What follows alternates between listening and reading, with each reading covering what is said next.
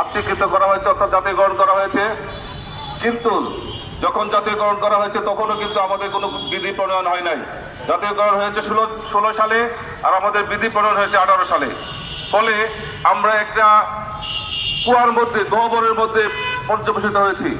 আমাদের ন্যায্য দাবি দাওয়াগুলি থেকে আমাদেরকে অনেক দূরে রাখা হয়েছে, আমাদের অনেক মানবিক অধিকার থেকে আমাদেরকে অনেক দূরে রাখা হয়েছে। তার মধ্যে অন্যতম হচ্ছে আমাদের প্রতিষ্ঠানের পদে কর্মরত সকল শিক্ষক কর্মচারীকে আত্মীকরণ করা হয় নাই। শিক্ষক কর্মচারী অফিসিয়াল আমলাতান্ত্রিক জটিলতার কারণে অনেকের আত্মীকরণ আটকে আছে। আমরা সেই আত্মীকরণ দ্রুত হওয়ার জন্য আমরা দেখতে পাচ্ছি দাবি জানাচ্ছি। আমরা দাবি জানাচ্ছি আমাদের যেহেতু নন ক্যাডার নিয়োগ দেওয়া হয়েছে, এই নন ক্যাডার নিয়োগের কোনো বিধিমালা আমাদের নাই।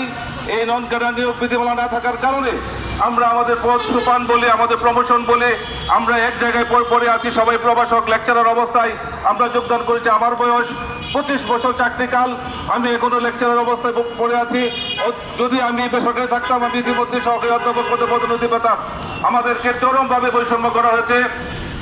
আমাদের শূন্য পদ পূরণের কোনো ব্যবস্থা নাই। সারা বাংলাদেশের শত শত শিক্ষক বিভিন্ন সাবজেক্টে তারা অবসরে চলে গেছেন।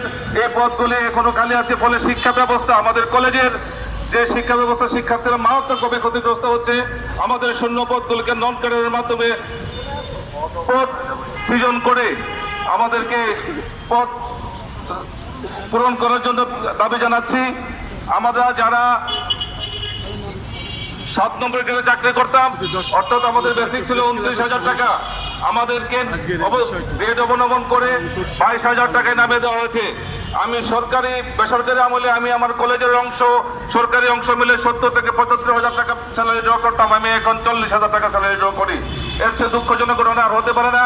আমাদের পরিবার আছে, আমাদের সংসার আছে, আমাদের সন্তান আছে, আমাদের সামাজিক মর্যাদা আছে, সমস্ত কিছু ভুলুণ্ঠিত হচ্ছে আমাদের এই গ্রেড অবনমনের কারণে। অর্থ একটা ফ্যাক্টর। কর্ম উদ্দীপনা জাগানোর জন্য আমাদেরকে স্বগ্রেডে বহাল ফিরে দেওয়ার জন্য আমরা আজকের এই মানববন্ধন থেকে অনুরোধ জানাচ্ছি।